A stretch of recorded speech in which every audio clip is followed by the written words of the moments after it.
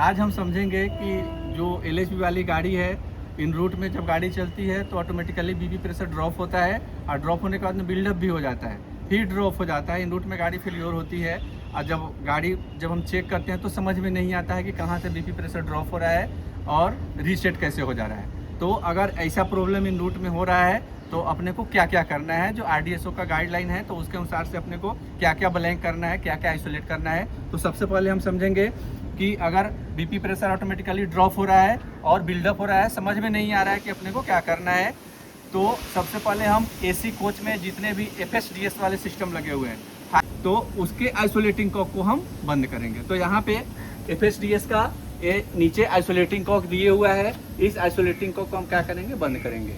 यानी सबसे पहले अपने को फर्स्ट में क्या करना है, बीपी प्रेशर ड्रॉप हो रहा है, ऑटोमेटिकली बिल्डअप हो रहा है, समझ में नहीं आ रहा है, गाड़ी चेक कर रहे हैं तो गाड़ी पे पता नहीं चल रहा है कि बीपी प्रेशर कहाँ से ड्रॉप हो रहा है। तो सबसे पहले एसी कोच में, ओनली एसी कोच में एफएसडीएस सिस्टम लगे हुए हैं, तो एसी कोच के एफएसडीएस के आइसोलेटिंग कॉक को बंद करना है। जितने भी कोच एसी के लगे हुए हैं, 8 कोच 10 कोच या पूरे रैक हो, तो सबसे पहले एफएसडीएस को बंद करेंगे।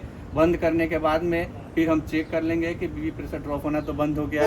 अगर ड्रॉप होना बंद हो गया तो गाड़ी को हम क्या करेंगे, डेस्टिनेशन तक लेके जाएंगे।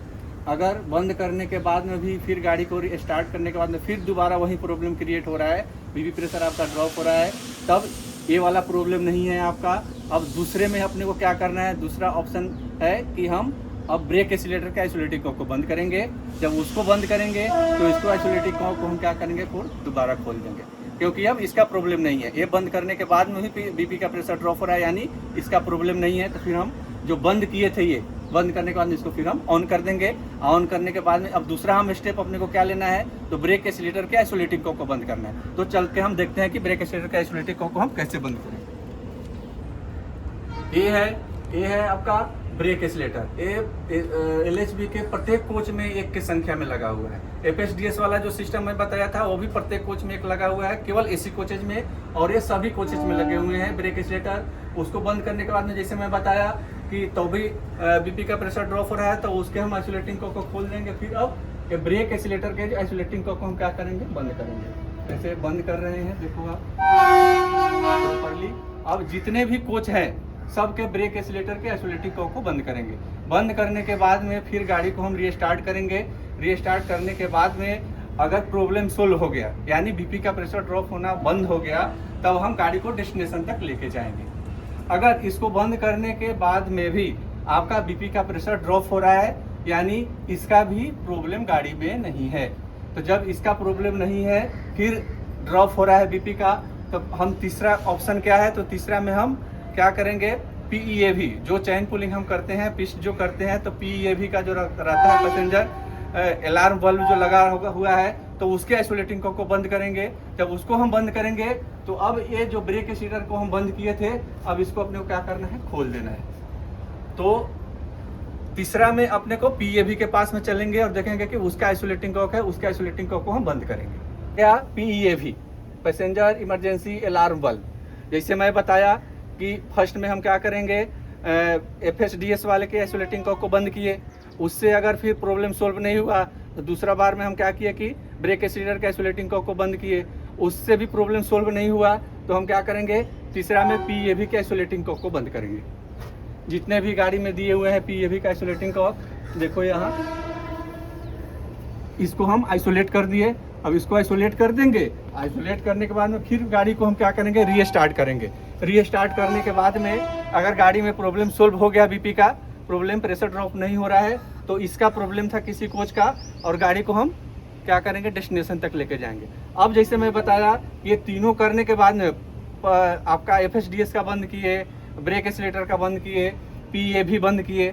अगर ये भी बंद करने के बाद में अगर प्रॉब्लम सोल्व नहीं हो रहा है, फिर बीपी का प्रेशर आपका ड्रॉप हो रहा है, हम करके देख लिए।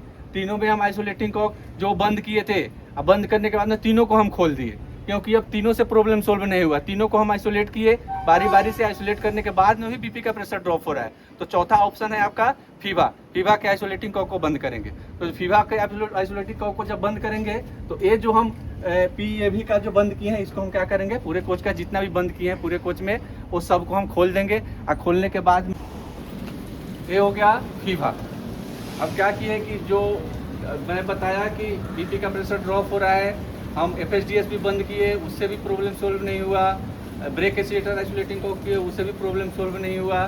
PA भी बंद किए, उससे भी आपका प्रॉब्लम सोल्व नहीं हुआ। तो चौथा ऑप्शन है आपका फीवा। फीवा के पास जो बीपी का कनेक्शन दिए हुआ है, अब यहाँ से फीवा के जो आइसोलेटिंग कॉक है इसको हम आइसोलेट करेंगे। इसको हम आइसोलेट करेंगे और आइसोलेट करने के बाद में फिर गाड़ी को हम रीस्टार्ट करेंगे। प्रेशर आपका बिल्डअप हो गया, बीपी का प्रेशर प्रॉपर हो गया, नॉर्मल हो गया, तो हम गाड़ी को बंद की स्थिति में हम लेके जाएंगे। जितने भी कोच में फीवा दिए हुए हैं सभी फीवा को बंद करना है और गाड़ी को डेस्टिनेशन तक लेके जाना है। ये सब करने के बाद में भी अगर ड्रॉप नहीं होता है तो जब गाड़ी अपनी यार्ड में आएगी या जहाँ भी डेस्टिनेशन होगा वहाँ से इसका थ्रू चेकिंग होगा कि क्या प्रॉब्लम हो रहा है, उसके बाद में हम सॉर्ट आउट करेंगे। तो नॉर्मली अपने को यही समझना है कि इन रूट में अगर बीपी का प्रेशर ड्रॉप होता है तो ड्रॉप होता है, फिर बिल्डअप होता है, समझ में नहीं आ रहा है इन रूट में, गाड़ी पिट रही है आपकी इन रूट में रुकी हुई है, तब हम सबसे पहले FSDS जो केवल AC कोच में लगा है उसको आइसोलेट करेंगे। उसको आइसोलेट करने के बाद में भी अगर प्रॉब्लम सोल्व नहीं होता है तो उसके आइसोलेटिंग कॉक को खोलेंगे, फिर ब्रेक एक्सीलेटर को बंद करेंगे। ब्रेक एक्सीलेटर का आइसोलेटिंग कॉक को बंद करने के बाद में भी अगर प्रॉब्लम सोल्व नहीं हो रहा है, यानी उसका प्रॉब्लम नहीं है, तो फिर उसके आइसोलेटिंग कॉक को खोलेंगे। और तीसरा में क्या हो गया आपका PA वाले को भी अब हम क्या करेंगे, बंद करेंगे। और बंद करने के बाद में भी अगर प्रॉब्लम सोल्व नहीं होता है तो चौथा ऑप्शन है इसका फीवा बंद करेंगे। फीवा बंद करने के बाद में हम गाड़ी को डेस्टिनेशन तक लेके जाएंगे। अगर उसे भी नहीं हुआ तो जब गाड़ी यार्ड में आएगी तो चेक होगी कि गाड़ी में क्या प्रॉब्लम हो रहा है। तो ये है आपका रूट में अगर बीपी प्रेशर ड्रॉप होता है तो ऐसे हम मैनुअली जो प्रैक्टिकली जो मैं करके दिखाया हूँ प्रॉपर प्रैक्टिकली इसको आइसोलेट करना है, खोलना है, आइसोलेट करना है, खोलना है और गाड़ी को डेस्टिनेशन तक लेके जाना है। तो ये आपका हो गया बीपी प्रेशर ऑटोमेटिकली ड्रॉप होता है। तो इस पर हम क्या कर सकते हैं, क्या नहीं कर सकते। Thank you.